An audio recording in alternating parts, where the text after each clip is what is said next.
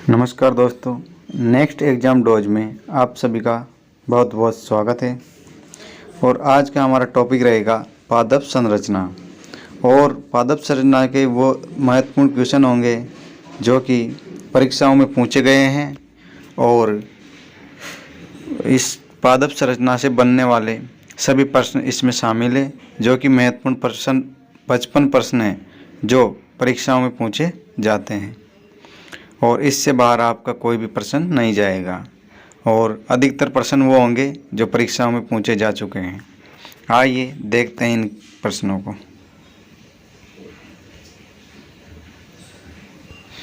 आज का पहला प्रश्न है, किस प्रभाग के पौधों में जड़ नहीं पाई जाती है? तो किस प्रभाग के पौधों में जड़ें नहीं पाई जाती है? तो इसका राइट ऑप्शन हो जाएगा थैलेफाइटा। थैलेफाइटा इसका करेक्ट आंसर हो जाएगा।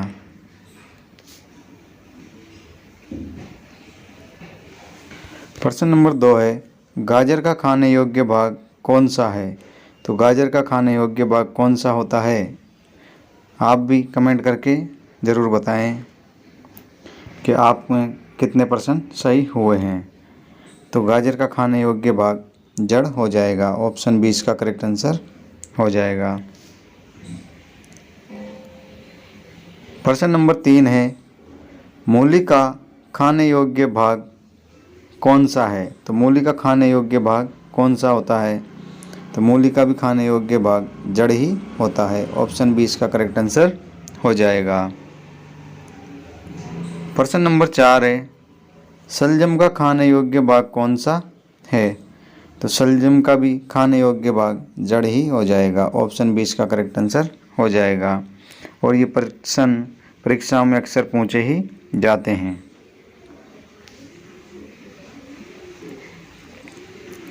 प्रश्न नंबर 5 है, चुकंदर के किस भाग से चीनी प्राप्त होती है? तो चुकंदर के कौन से भाग से चीनी प्राप्त होती है? तो ऑप्शन 20 का करेक्ट आंसर हो जाएगा, जड़ से चीनी प्राप्त होती है। प्रश्न नंबर 6, फरूला पौधे के किस भाग में होंग प्राप्त होती है? होंग प्राप्त होती है तो कौन से भाग से होती है? जड़ से। ऑप्शन 20 का करेक्ट आंसर हो जाएगा, जड़ से प्राप्त होती है। प्रश्न नंबर 7 है, किस पादप में जड़ प्रकाश संश्लेषण का कार्य करती है? तो किस पादप में जड़ प्रकाश संश्लेषण का कार्य करती है? तो ऑप्शन ए इसका करेक्ट आंसर हो जाएगा, सिंगाड़ा के पौधे में जल प्रकाश संश्लेषण का कार्य करती है। सिंगाड़ा इसका ऑप्शन राइट हो जाएगा।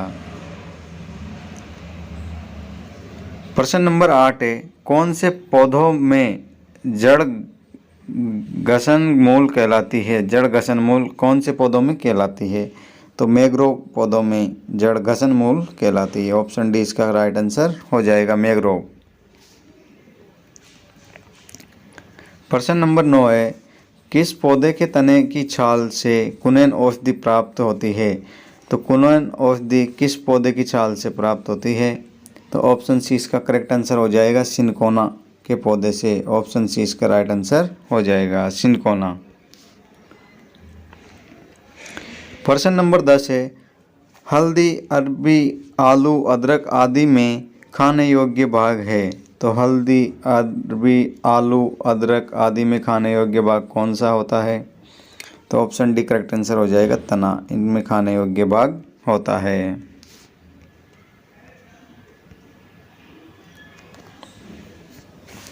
प्रश्न नंबर 11 है, आलू का कौन सा भाग खाने योग्य होता है? तो आलू का कौन सा भाग खाने योग्य होता है? ऑप्शन डी करेक्ट आंसर हो जाएगा, तना आलू का खाने योग्य भाग होता है।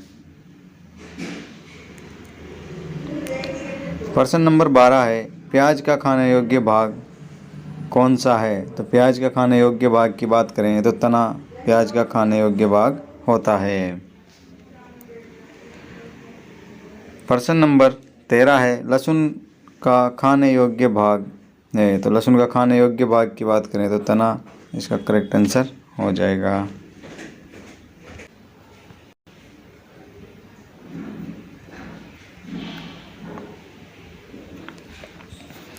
प्रश्न नंबर 14 है, निम्न में से कंद किसे कहा जाता है? कंद किसे कहा जाता है?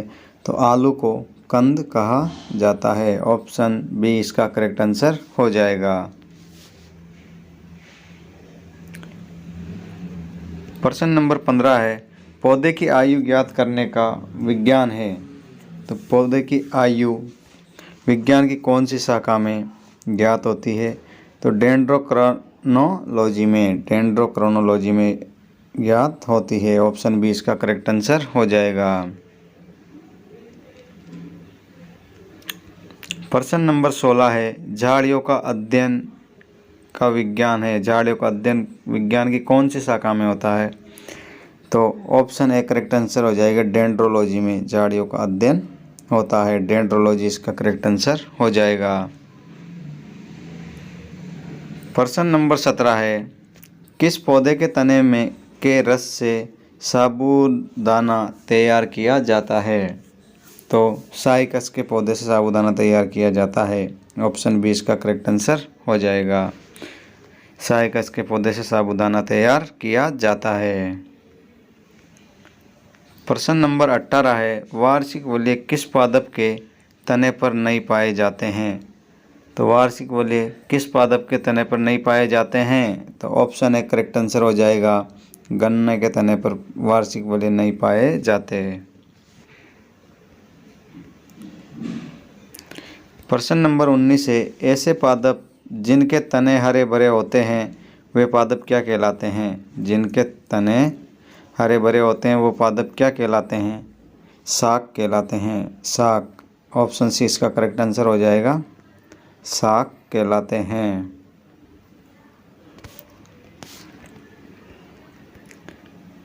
प्रश्न नंबर 20 है, निम्न में से शाक है। तो निम्न में से शाक कौन सा है? तो ऑप्शन ए करेक्ट आंसर हो जाएगा। केला शाक है।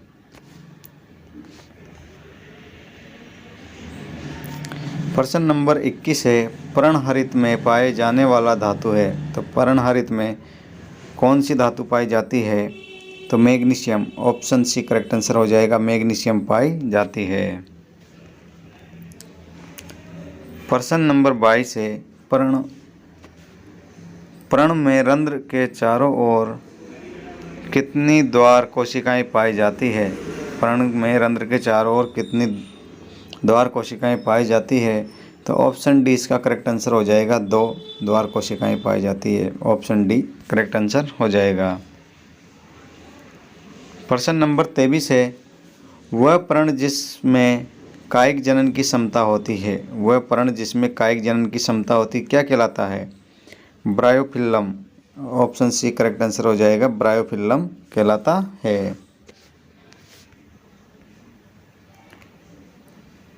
प्रश्न नंबर 24 है, जलीय आवास में उगने वाले पौधे क्या कहलाते हैं? तो जलीय आवास में उगने वाले पौधे क्या कहलाते हैं? तो ऑप्शन ए करेक्ट आंसर हो जाएगा।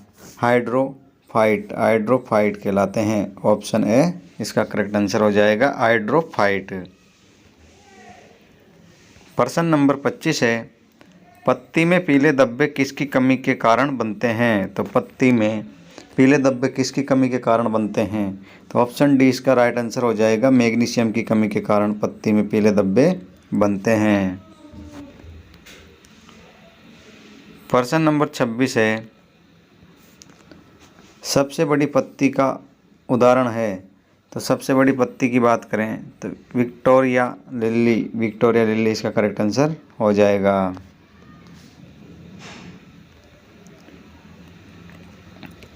प्रश्न नंबर 27 है, वह पादप जिसमें पर्ण नहीं पाई जाती है। कौन से पादप में पर्ण नहीं पाई जाती? तो मशरूम में पर्ण नहीं पाई जाती है। ऑप्शन बी इसका करेक्ट आंसर हो जाएगा। मशरूम।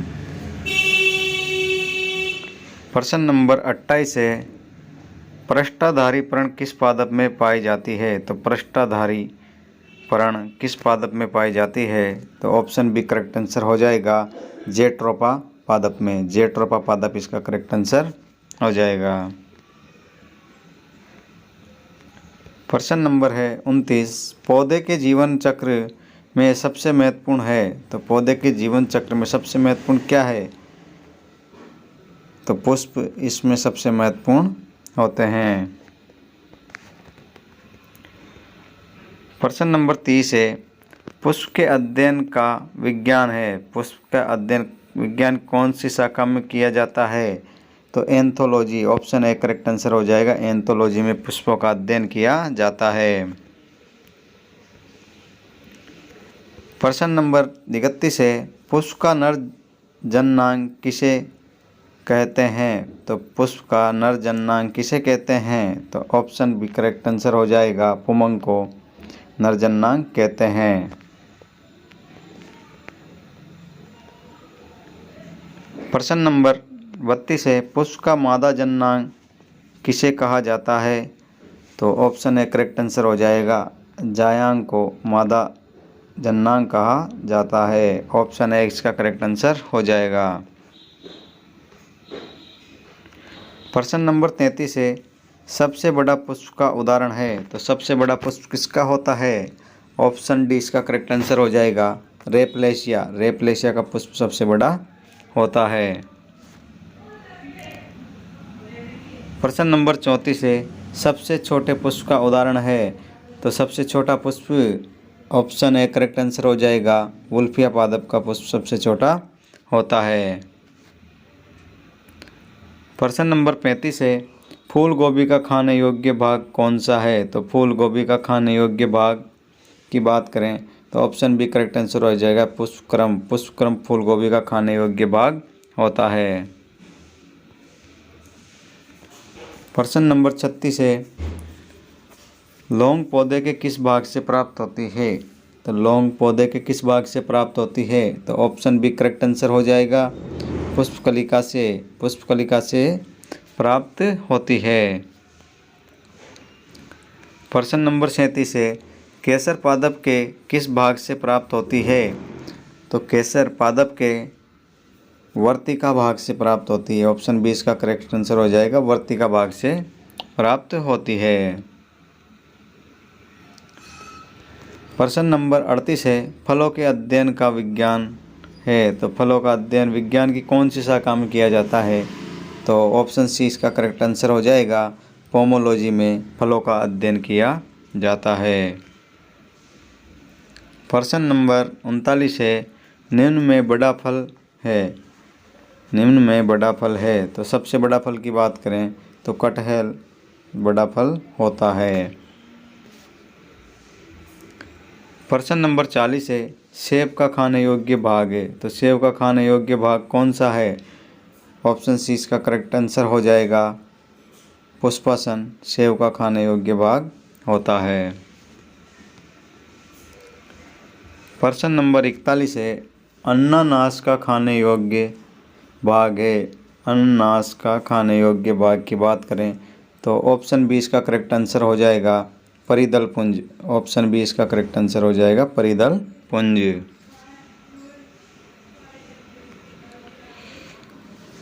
प्रश्न नंबर 42 है, लीची का खाने योग्य भाग है। तो लीची का खाने योग्य भाग कौन सा है? तो एरिल लीची का खाने योग्य भाग होता है। एरिल लीची का खाने योग्य भाग होता है। प्रश्न नंबर 43 है, पुष्प का कौन सा भाग फल में बदलता है? तो पुष्प का कौन सा भाग फल में बदलता है? तो ऑप्शन ए करेक्ट आंसर हो जाएगा। अंडाशय फल में बदलता है। अंडाशय इसका करेक्ट आंसर हो जाएगा।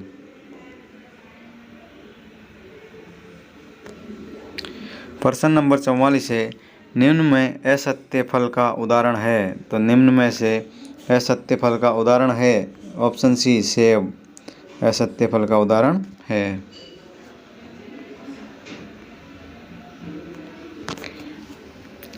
प्रश्न नंबर 45 है, निम्न में अनिषेक फल का उदाहरण है। तो अनिषेक फल का उदाहरण कौन सा है? केला, ऑप्शन है इसका करेक्ट आंसर हो जाएगा। केला अनिषेक फल का उदाहरण है। प्रश्न नंबर 46 है, किस फल का मांसल हास्य खाने योग्य भाग है? मांसल हास्य खाने योग्य भाग है। तो ऑप्शन डी इसका करेक्ट आंसर हो जाएगा अंजीर का, अंजीर इसका करेक्ट आंसर हो जाएगा।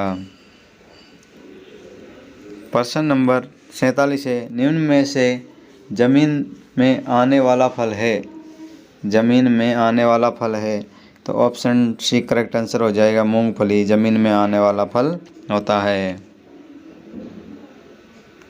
प्रश्न नंबर 48 है, नारियल का खाने योग्य भाग है, तो नारियल का खाने योग्य भाग कौन सा होता है, तो ऑप्शन डी करेक्ट आंसर हो जाएगा भ्रूणकोश नारियल का खाने योग्य भाग है। प्रश्न नंबर 49 है, नींबू का खाने योग्य भाग है, तो नींबू का खाने योग्य भाग क्या होता है, ऑप्शन ए करेक्ट आंसर हो जाएगा रसीले रोम, रसीले रोम नींबू का खाने योग्य भाग होता है। प्रश्न नंबर 50 है, अनार का खाने योग्य भाग है, तो अनार का खाने योग्य भाग कौन सा है, तो ऑप्शन सी इसका करेक्ट आंसर हो जाएगा बीज चौल, बीज चौल इसका खाने योग्य भाग होता है। प्रश्न नंबर 51 है, अंजीर का खाने योग्य भाग है, तो अंजीर का खाने योग्य भाग कौन सा होता है, तो मौसल आस्य, मौसल आस्य अंजीर का खाने योग्य भाग होता है। प्रश्न नंबर 52 है, भारत का राष्ट्रीय फल है, तो भारत का राष्ट्रीय फल मेंजिगोफेरा इंडिका, ऑप्शन है इसका करेक्ट आंसर हो जाएगा मेंजिफेरा इंडिका होता है। प्रश्न नंबर 53 है, जंगल की ज्वाला किस पादप को कहा जाता है, तो जंगल की ज्वाला किस पादप को कहा जाता है, ऑप्शन सी इसका करेक्ट आंसर हो जाएगा परागकण को, परागकण को जंगल की ज्वाला कहा जाता है।